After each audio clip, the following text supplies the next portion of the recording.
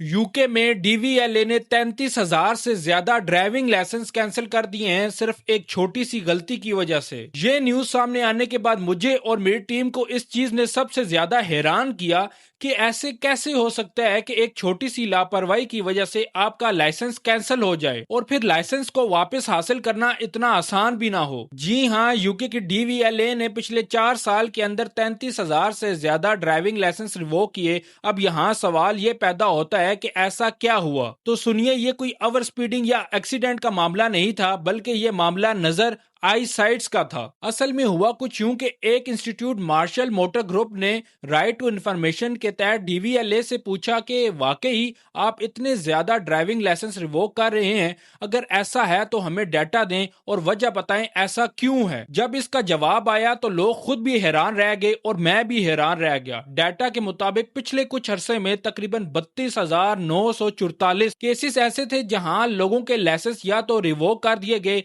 या फिर उन्हें रीन्यू किया ही नहीं गया। असल बात यहां से शुरू होती है। हम सब एक चीज को बहुत मामूली समझते हैं, वो है नजर का मसला।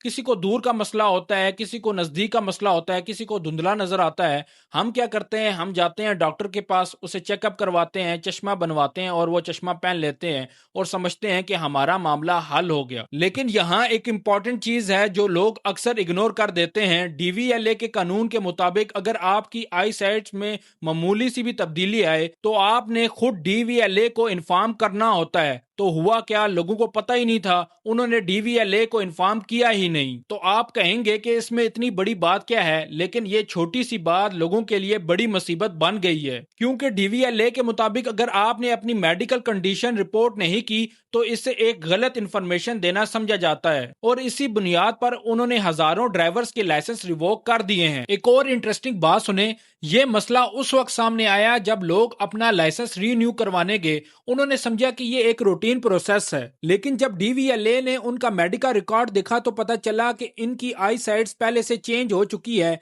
चूंकि इन्होंने डीवीएलए को इन्फॉर्म नहीं किया था तो इस वजह से उनके लाइसेंस कैंसिल कर दिए गए। ये मसला किसी एक उम्र तक महदूद नहीं है, लेकिन ज्यादातर केसेस उन लोगों के हैं जिनकी उम्रें 70 साल से ज्यादा हैं। क्योंकि एक उम्र के बाद वाकई में आपके जो आई साइट्स होती हैं वो तो चेंज होती हैं, लेकिन यहाँ पर मसला आई साइट्स का नहीं है। यहां पर मसला यह है कि उन्होंने डीवीएलए को इन्फॉर्म नहीं किया। डीवीएलए का कहना है कि हम काफी अरसे से ये मुहिम चला रहे हैं कि अगर आपको कोई चक्कर आ रहे हैं, आपकी आई साइट्स चेंज हुई हैं या फिर कोई भी मेडिकल इशू है तो हमें इन्फॉर्म करें।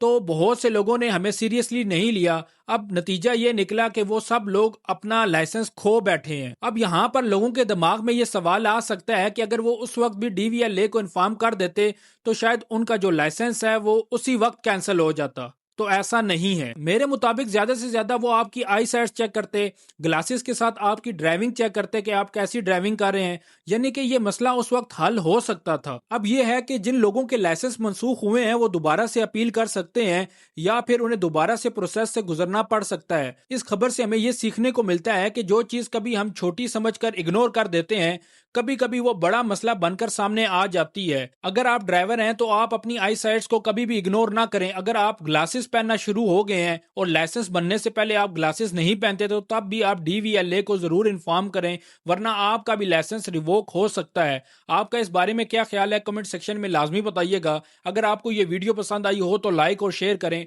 और यूके से रिलेटेड ऑथेंटिक न्यूज सुनने के लिए हमारे चैनल एनएन डिजिटल को फॉलो कर लें। शुक्रिया।